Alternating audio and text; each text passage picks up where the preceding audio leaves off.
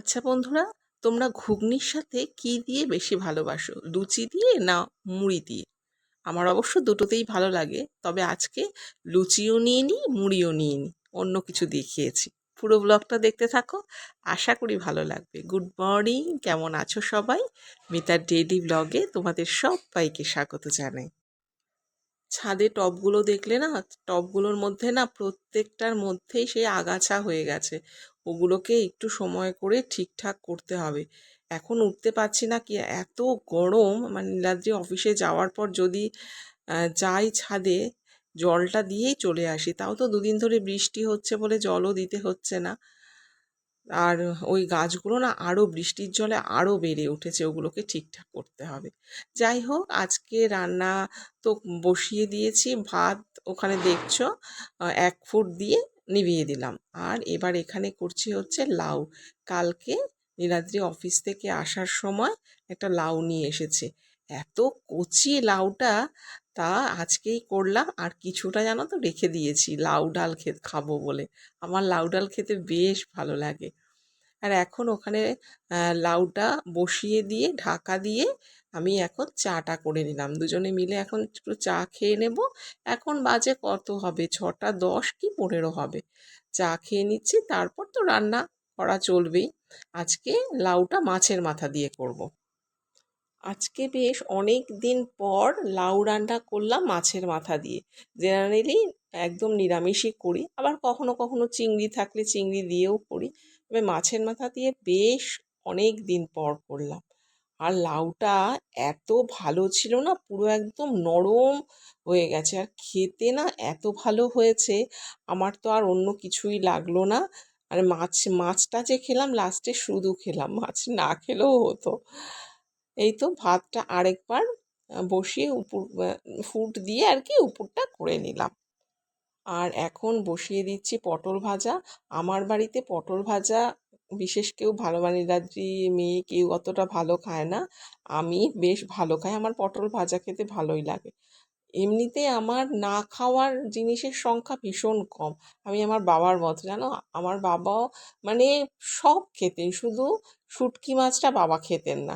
তো শুটকি মাছটা আমি খাই। একদিন আমি প্রথম যখন খেয়েছিলাম, আমি যেখানে চাকরি করতাম সেখানে আমার এক কলিগ এনেছিল। সেটা আমার ভালো লাগেনি, তবে আমার মামাতো বোন সেদিনকার খাওয়ালো, ভীষণ ভালো লেগেছে, দারুণ লেগেছে। এই দেখো, ব্রেকফাস্টে আমি ঘুগনি খাচ্ছি রুটি দিয়ে। আর এটার মধ্যে না ওপরে পেঁয়াজ কুচি আর একটা তেঁতুলের একটা আচার আছে সেটা, আর দিয়েছিলাম হচ্ছে টমেটো সস। উফ, এত ভালো লাগছে না খেতে, কি আর বলবো। খাওয়া দাওয়া করে ছাদে জামা কাপড়গুলো মেলতে চলে গিয়েছি। কালকে যেগুলো ধুয়ে দিয়েছিলাম কিছু ভেজা রয়েছে, সেগুলোই মেলে দিচ্ছি।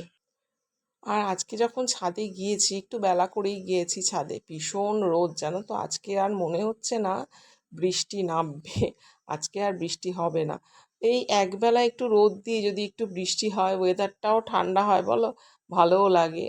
আর একবেলা মানে বৃষ্টি না দিলে, রোদ দিলে কি হয়, জামা কাপড় যেগুলো থাকে সেগুলোই শুকিয়ে যায়।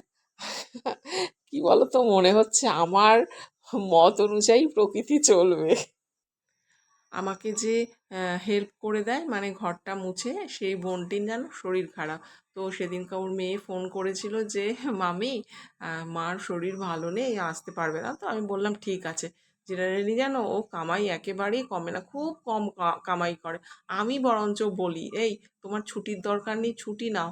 প্রত্যেক মানুষেরই কাজ করতে গেলে ছুটির দরকার হয়, তুমি ছুটি নাও। অনেক সময় আমি বলি যে না, যে থাক, আজকে আসতে হবে না। তো দুদিন ও আসেনি, কালকে রাত্রে আবার আমি ফোন করেছিলাম। না না, ভেবো না তোমরা যে বাড়িতে আসার জন্য, কাজ করার জন্য ফোন করেছি, না, ওর শরীরের খবর নেওয়ার জন্যই ফোন করেছিলাম। তো বলল এখন একটু ভালো আছে, ওই গা হাত পায়ে প্রচণ্ড ব্যথা, মাথা ব্যথা এগুলো ছিল ভীষণ। জ্বর অতটা ছিল না, কিন্তু এগুলোই বিশেষ বেশি ছিল। তো আমি বললাম যদি না পারো আসতে হবে না, আমি এমনিই ফোন করেছি। বললো না বৌদি, যাব, দুদিন ছুটি হয়ে গেছে, যাব। খুব ভালো, জানো তো, মানে হ্যাঁ, আর খুব বিশ্বাসী আমি ওর ওপর, মানে পুরোপুরি ভরসা করি।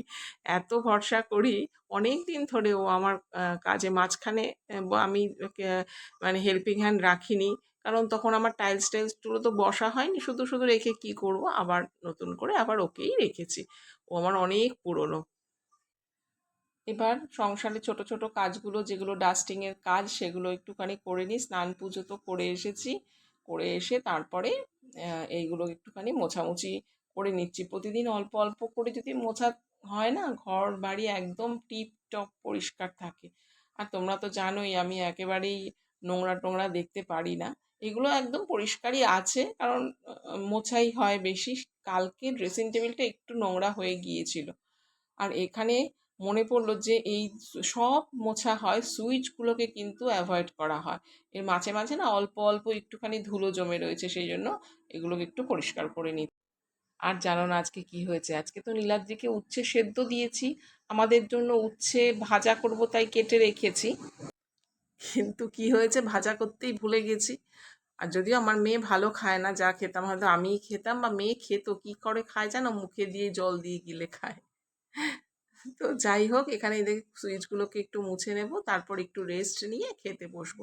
আজকে তো দেখেইছো কি রান্না করেছি, এটা না একটু কলিন দিয়ে মুছলাম, ওই সাদা তো ওখানে একটু না দাগ পড়ে যায় মাঝে মাঝে, ওই সুইচগুলোকে অ্যাভয়েড করা হয়।